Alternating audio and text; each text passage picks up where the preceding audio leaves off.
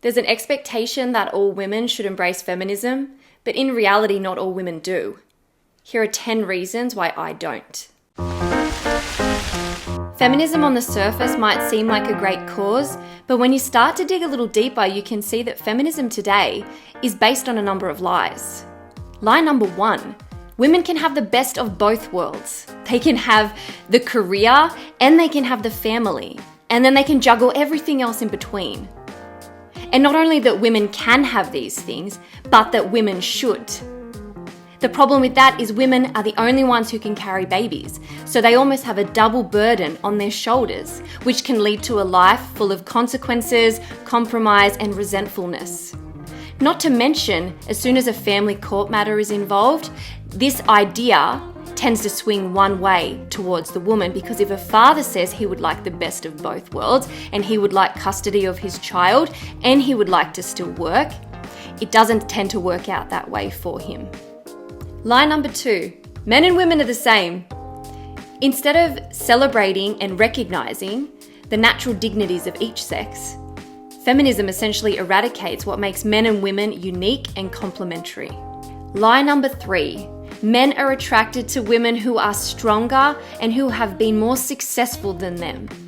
Men respect and admire women for their achievements, but there is no man who would want to spend the rest of his life competing and in competition against the woman that he loves. Lie number 4, women need to achieve greatness in order to be a successful woman. Sadly, this only creates a situation where women operate under a set of beliefs that coincide different to reality. Greatness can be as simple as doing what you can do and doing it really well. You don't have to be a movie star. You don't have to be an activist or a vegan. You don't have to be an Olympic athlete or a winner of a talent show. You can do what you can do really well and be successful.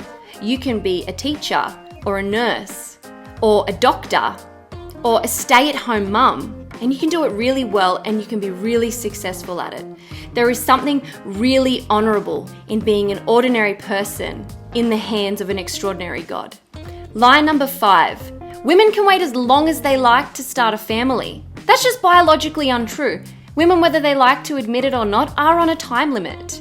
And sure, there might be medical interventions that can happen later in life, but it all comes with a severe consequence.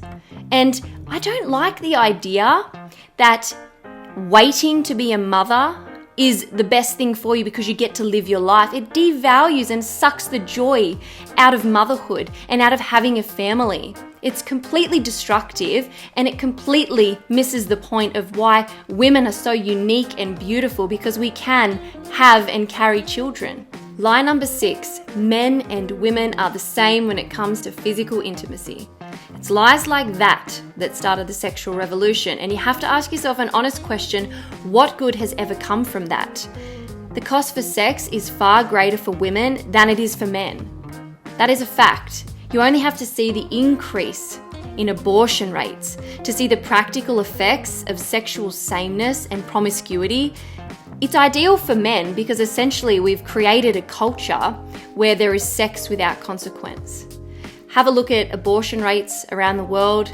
Women are aborted at a far higher rate. Lie number 7, being feminine is a sign of weakness. The lioness never tries to be the lion. She is strong and powerful and fierce and brave and nurturing. The world needs a place where there are more bold and compassionate and faithful and persevering and tender-hearted women.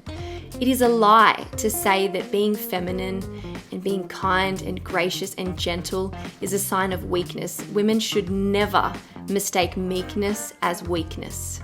Lie number 8, the glorification of victimhood. This not only creates a perpetual cycle of miserable and discontent women, it undermines and doesn't allow light to be shed upon real victims of trauma and crime. Take a look at the failure of the recent Me Too movement and the mentality of believe all victims to see just how destructive this type of thinking can be. Lie number 9. Feminism empowers women. This is just patronizing. It's like saying we're all going to run a 100-meter sprint race, but all of the women get a 5-second handicap because they're so useless. It's condescending. Feminism does not empower women. Lie number 10. Feminism is needed because there is still inequality between the sexes.